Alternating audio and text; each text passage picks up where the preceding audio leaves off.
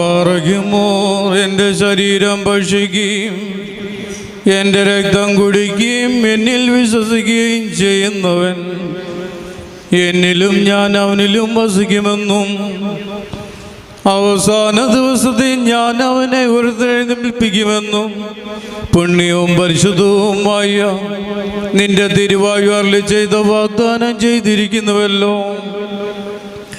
ഞങ്ങളുടെ കർത്താവേ, ഞങ്ങൾ നിന്റെ പരിശുദ്ധ